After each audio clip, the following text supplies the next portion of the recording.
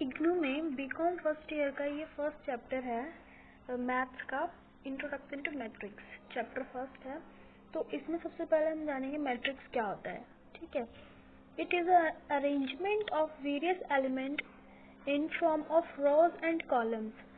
जब हमारे पास various elements होते हैं, कुछ एलिमेंट्स दी होती है, इंफॉर्मेशन होते हैं, उनको हम जब नंबर्स में दिए रहते हैं तो उसको रो में और कॉलम में हम अरेंज करते हैं, तो उसे ही हम मैट्रिक्स बोलते हैं। और मैट्रिक्स का सिंबल होता है ये, जो ये हमने ब्रैकेट्स लगा रखे हैं ना, इसके इस साइड यहाँ लगा रखा है और यहाँ लगा रखा है, ये है और ये है। तो ये कॉलम वाइज हमने अरेंज कर रखा है और ये रॉ में सिर्फ अरेंज कर रखा है।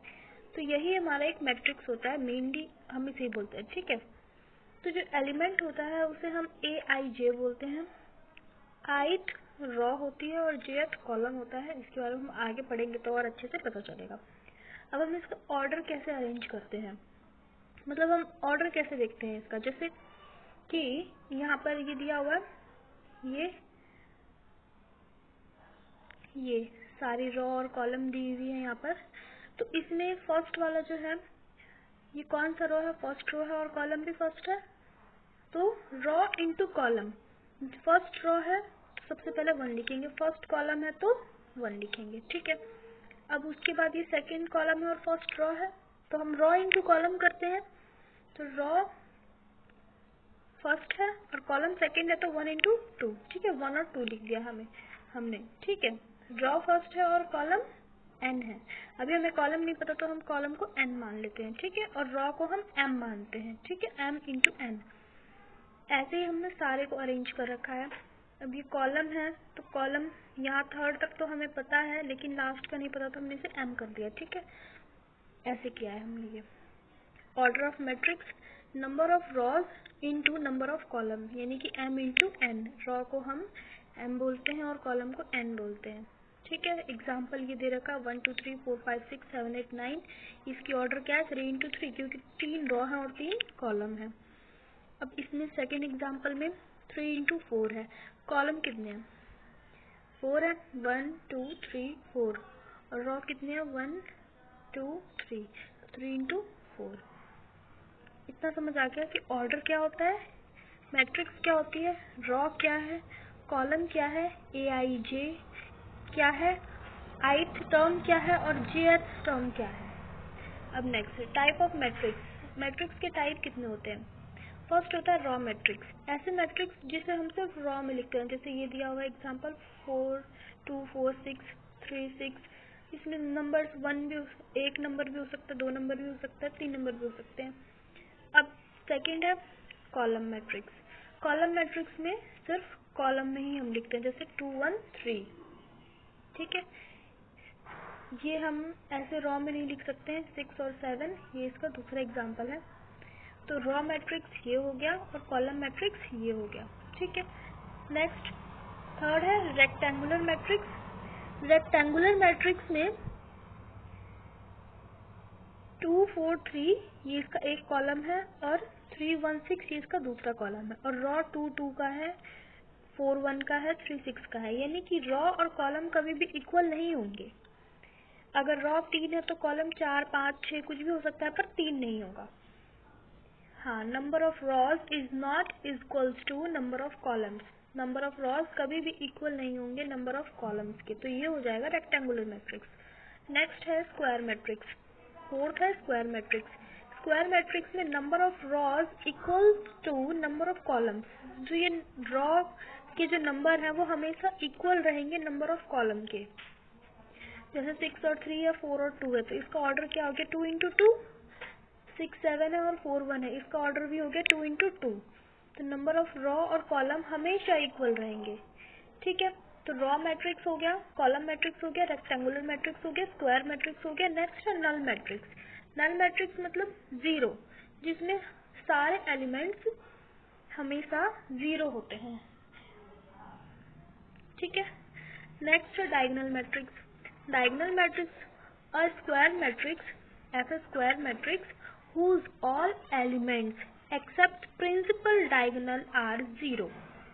जो भी प्रिंसिपल डायगोनल है मतलब कि A11, A22, A33 जैसे ये है, ये कौन से नंबर पर है? A11, ये A22, तो ये है प्रिंसिपल मैट्रिक्स। इसको छोड़कर, इसमें बोला है ना एक्सेप्ट प्रिंसिपल डायगोनल्स को छोड़कर जितने भी नंबर्स हैं वो सब जीरो ही होंगे। जैसे A11 2 है और A22 5 है और बाकी A12 भी जीरो है और A21 भी जीरो है। अब नेक्स्ट एग्जांपल अगर हम देखें तो A11 जीरो है, बाकी A11 2 है और A33 4 है, बाकी सारे जीरो है। प्रिंसिपल डायगोनल तो हमारे पास नंबर दे रखा है ना स्टार्टिंग में और एंड में, बीच में जीरो है, A22 में जीरो है, पर कोई बात नहीं, इसे हम लिखेंगे 204, यानी कि ये एक पूरा नंबर बनेगा। कभी भी ये हमेशा ये जो सारे प्रिंसिपल डायगोनल से कभी भी जीरो नहीं होंगे और इनका ऑर्डर भी यही होता है। जैसे 2 है और 5 है तो इसे हम 2 और 5 लिखेंगे, ठीक है। इसका डायगोनल 2 5 होता है, इसका होता है 204, ये इसका ऑर्डर होता है। अब next scalar matrix. Raw matrix हो गया, कॉलम मैट्रिक्स हो गया, रेक्टेंगुलर मैट्रिक्स हो गया, स्क्वायर मैट्रिक्स हो गया, नल मैट्रिक्स हो गया, डायगोनल मैट्रिक्स हो गया। डायगोनल मैट्रिक्स में हमने बोला था इसके डायगोनल होते हैं 2 5, इसका डायगोनल होगा 204, ऐसे ही सबके होते हैं। अब स्केलर मैट्रिक्स में क्या होता है? The diagonal matrix whose all diagonal elements are equal. Diagonal matrix तो पता ही है क्या है, जिसके सारे एलिमेंट्स जीरो होते हैं सिर्फ प्रिंसिपल डायगोनल को छोड़कर। तो प्रिंसिपल डायगोनल कुछ ना कुछ नंबर तो होगा ही उसका, लेकिन वो जो प्रिंसिपल डायगोनल होगा वो हमेशा इक्वल होगा। सारे प्रिंसिपल डायगोनल एक दूसरे के इक्वल होंगे, कोई भी जीरो नहीं होगा और कोई भी अलग अलग नहीं होगा। जैसे अगर A11 2 है तो A22 भी 2 होगा, A33 भी 3 होगा, A44 भी 3 ही होगा। जैसे इसमें एग्जांपल में दे रखा है 2002, A11 भी 2 है और A22 भी 2 है। नेक्स्ट एग्जांपल में दे रखा है A600 060 तो A11 भी 6 है, A22 भी 6 है और A33 भी 6 है, बाकी सारे नंबर जीरो है। अब इससे हमारा एक और मैट्रिक्स निकल कर आता है आइडेंटिटी मैट्रिक्स, जिसे हम यूनिट मैट्रिक्स भी कहते हैं। इसमें भी एक तरह से ये स्केलर मैट्रिक्स ही है। देखो, that diagonal matrix whose all diagonal elements are equal to 1।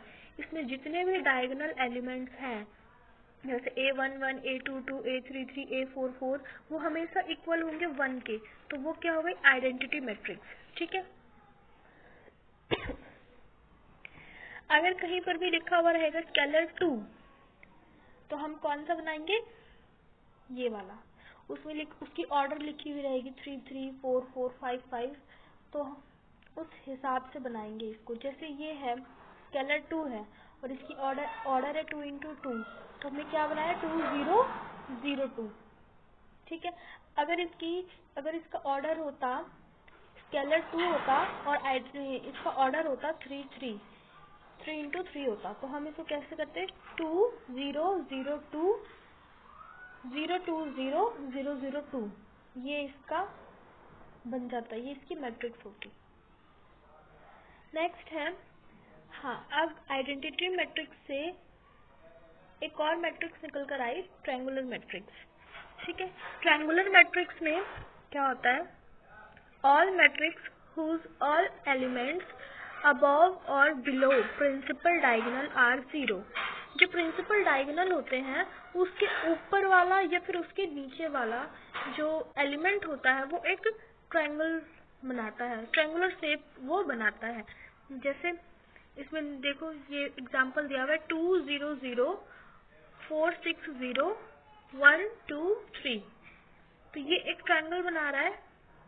तो ऊपर 0 0 0 है, ये एक छोटा ट्रायंगल बना रहा है ऊपर, तो ये क्या हो गया? Upper triangular matrix. और ये नीचे 0 0 का एक ट्रायंगल बन रहा है, ये हो गया लोअर ट्रायंगुलर मैट्रिक्स। तो ट्रायंगुलर के भी दो पार्ट हो गए, अपर ट्रायंगुलर मैट्रिक्स और लोअर ट्रायंगुलर मैट्रिक्स। अब है इक्वालिटी ऑफ मैट्रिक्स। मैट्रिक्स के सारे पार्ट्स खत्म हो गए हैं। मैट्रिक्स हमने कितने तरह के मैट्रिक्स हैं? टोटल 9 मैट्रिक्स है। फर्स्ट है रॉ मैट्रिक्स जिसमें सिर्फ रॉ होते हैं। नेक्स्ट है कॉलम मैट्रिक्स जिसमें सिर्फ कॉलम होते हैं। उससे नेक्स्ट है रेक्टेंगुलर मैट्रिक्स, जिसमें कभी भी उसकी ऑर्डर सेम नहीं होती है। और उसके बाद है स्क्वायर मैट्रिक्स, जिसकी ऑर्डर हमेशा सेम होती है। नल मैट्रिक्स, जिसके सारे एलिमेंट्स 0 होते हैं। डायगोनल मैट्रिक्स, जिसमें प्रिंसिपल डायगोनल एलिमेंट्स को छोड़कर बाकी सारे एलिमेंट्स 0 होते हैं। उसके बाद नेक्स्ट है स्केलर मैट्रिक्स, जिसमें डायगोनल एलिमेंट हमेशा सारे जितने भी डायगोनल एलिमेंट्स हैं वो हमेशा इक्वल होते हैं।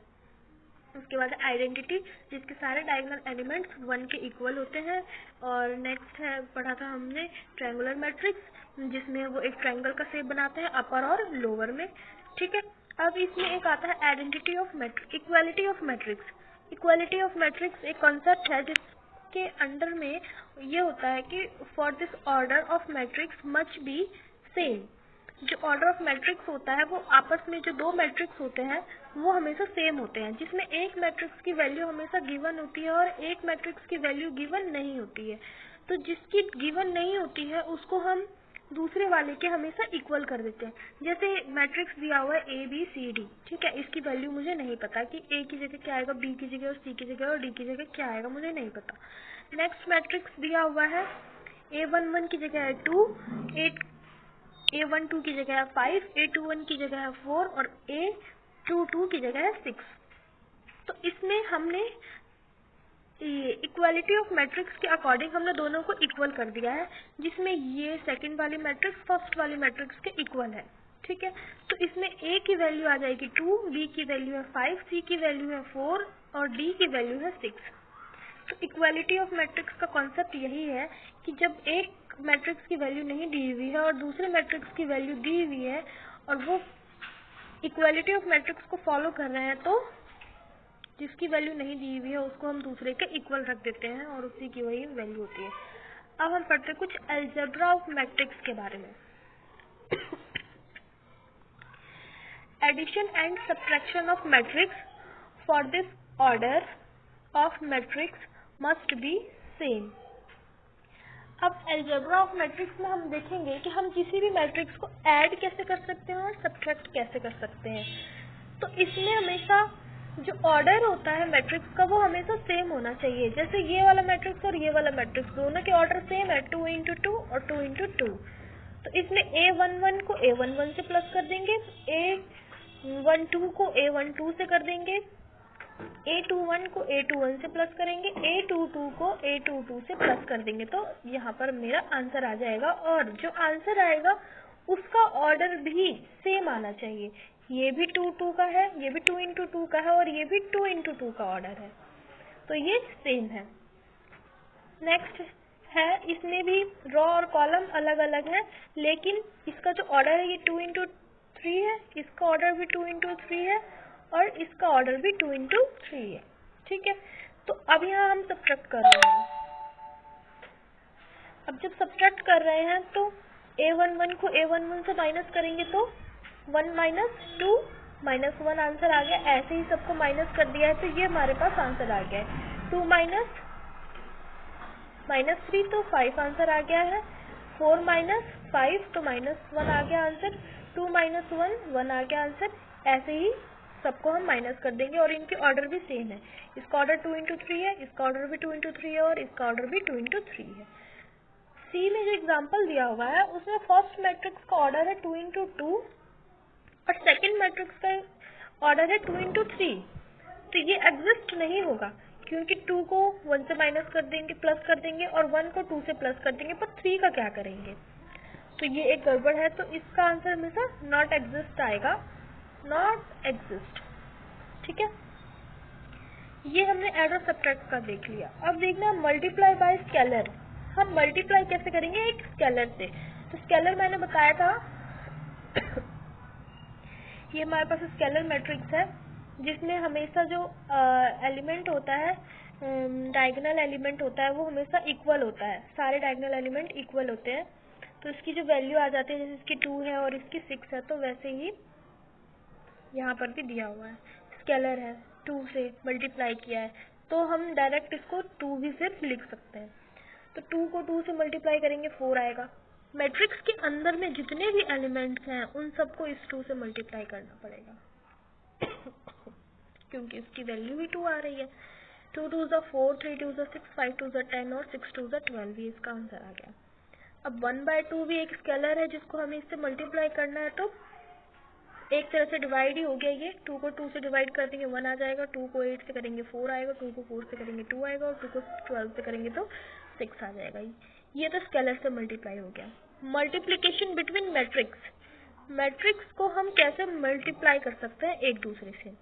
इट एग्जिस्ट ओनली व्हेन, ये तभी एग्जिस्ट करता है जब number of column of its matrix, जो मैट्रिक्स दिया हुआ है उसका number of column are equal to number of rows of second matrix.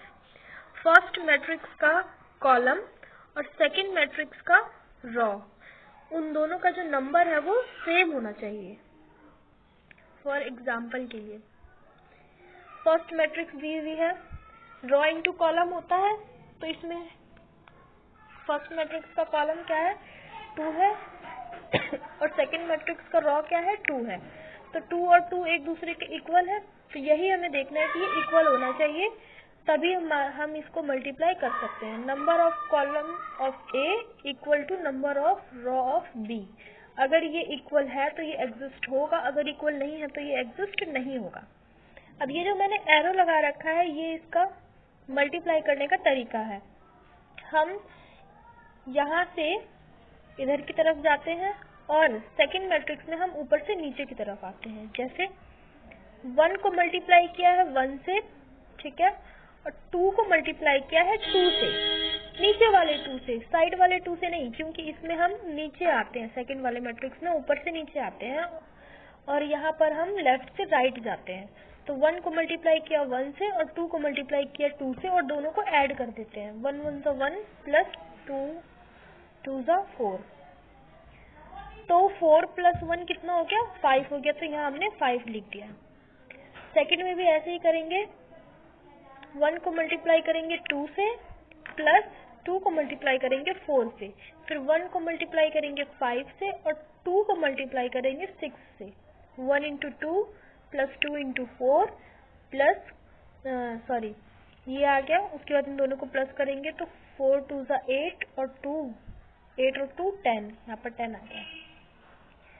अब नेक्स्ट वही है, 1 इंटू 5 प्लस 2 इंटू 6, 6 2 ज़ा 12 और 5 1 ज़ा 5, 12 और 5 17 आ गया। अब सेकंड रॉ में भी यही होगा, 3 को मल्टीप्लाई करेंगे 1 से पहले, फिर 4 को मल्टीप्लाई करेंगे 2 से, ठीक है, फिर 3 को मल्टीप्लाई करेंगे 2 से, 4 को मल्टीप्लाई करेंगे 4 से, फिर 3 को मल्टीप्लाई करेंगे 5 से और 4 को मल्टीप्लाई करेंगे 6 से। 3 इंटू 1 प्लस 4 इंटू 2 आ गया 11, 3 इंटू 2 प्लस 4 इंटू 4 22 आ गया, 3 इंटू 5 प्लस 4 इंटू 6 39 आ गया। तो ये हमारे पास आ गई ए और बी की value, matrix A into matrix B की वैल्यू आ गई 5 10 17 11 22 39। ये था हमारा मल्टीप्लिकेशन ऑफ मैट्रिक्स। मैट्रिक्स को हम कैसे मल्टीप्लाई करते हैं। अब नेक्स्ट है प्रॉपर्टीज ऑफ मैट्रिक्स मल्टीप्लिकेशन। जब हम मल्टीप्लाई करते हैं तो उसकी प्रॉपर्टीज क्या क्या है। मैट्रिक्स को जब हम मल्टीप्लाई करते हैं तो कम्युलेटिव प्रॉपर्टी क्या है, जब हम ए बी को मल्टीप्लाई कर रहे हैं, मैट्रिक्स ए और मैट्रिक्स बी को मैंने मल्टीप्लाई किया, ठीक है, और मैंने मैट्रिक्स बी और ए को मल्टीप्लाई किया, यानी कि ए की जगह बी को रखा और बी की जगह ए को रखा, दोनों को उल्टा कर दिया, तो दोनों की जो वैल्यू आई, ए बी की वैल्यू तो ये आ गई है, तो बी ए की वैल्यू अलग आएगी, वो कभी भी इक्वल नहीं होगी, ठीक है। फिर एसोसिएटिव प्रॉपर्टी क्या है, जब हम बी सी को मल्टीप्लाई कर रहे हैं, ठीक है, और फिर उसको मल्टीप्लाई कर रहे हैं ए से, कोई मैट्रिक्स ए है उसको हम उससे मल्टीप्लाई कर रहे हैं, ठीक है। फिर मैंने क्या किया है, सेम वही मैट्रिक्स है ए बी सी, 3 मैट्रिक्स है, उसमें मैंने पहले ए और बी को मल्टीप्लाई कर दिया, फिर जो आंसर आया उसको मैंने मैट्रिक्स सी से मल्टीप्लाई किया, तो दोनों इक्वल ही आएगा हमेशा। अब डिस्ट्रीब्यूटिव प्रॉपर्टी, जब हम अलग अलग कर देते हैं सबको, जैसे मैंने पहले matrix A B C 3 matrix दी हुई है, उसमें मैंने बी को सी से प्लस कर दिया है और फिर मैंने मल्टीप्लाई किया है मैट्रिक्स ए से, तो वो इक्वल आएगा किसके, ए इंटू बी। ए को बी से मल्टीप्लाई करेंगे, फिर ए को ही सी से भी मल्टीप्लाई करेंगे और दोनों को ऐड कर देंगे, तो ये दोनों चीजें हमेशा इक्वल आएंगी। अब नेक्स्ट क्या, transpose of matrix. Transpose of matrix में क्या है, interchanging of raw into columns. Raw और कॉलम तो हमें पता है क्या होता है तो हम उन सबको इंटरचेंज कर देते हैं, रॉ को कॉलम बना देते हैं और कॉलम को रॉ बना देते हैं। तो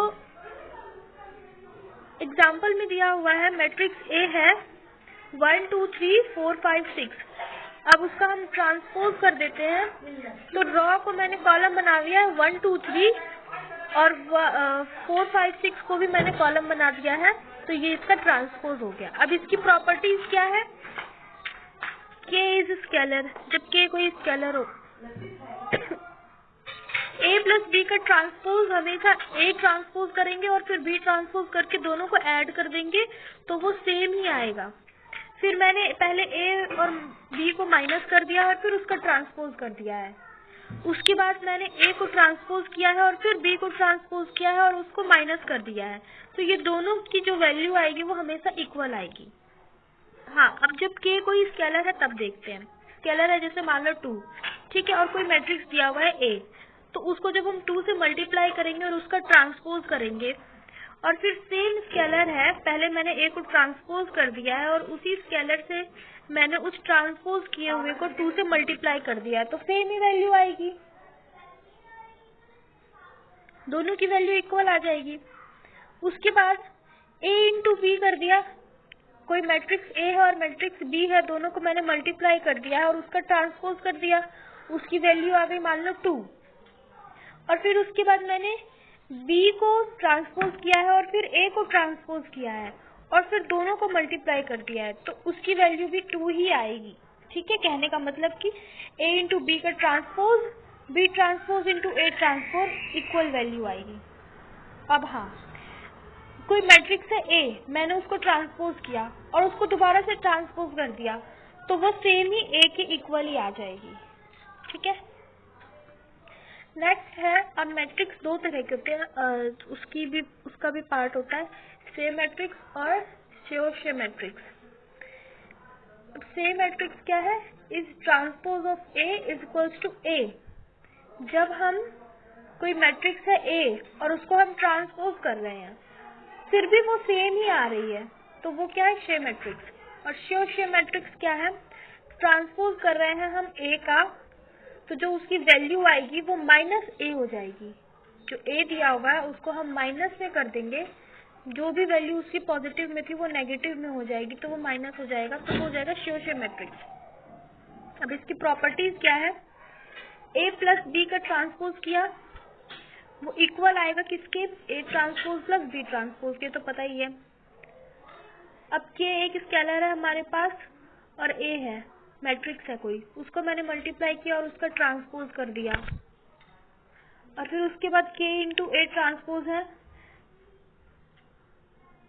तो वो उसकी वैल्यू, दोनों को जब हम मल्टीप्लाई कर देंगे तो उसकी वैल्यू सेम ही आएगी। एग्जाम्पल ये दे रखा है मैंने, K इंटू A है, A हमारे पास मैट्रिक्स है 2 3 1 4, उसको K से मल्टीप्लाई किया है, तो हमारे पास क्या आया है, KA transpose 2K 3K 1K और 4K आया है। ठीक है, अब उसका मैंने ट्रांसपोज कर दिया, तो 2K 3K 1K 4K आ गया। अब मैंने क्या किया, K इंटू A ट्रांसपोज कर दिया है। अब A का ट्रांसपोज क्या था, 2 1 3 4, उसको मैंने K से मल्टीप्लाई कर दिया, तो 2K 1K 3K 4K आ गया। तो ये वाला मैट्रिक्स और ये वाला मैट्रिक्स दोनों सेम है, left hand side is equals to right hand side. AB transpose is equals to B transpose into A transpose हमेशा इक्वल ही आएंगे। बस इस चैप्टर में इतना ही है।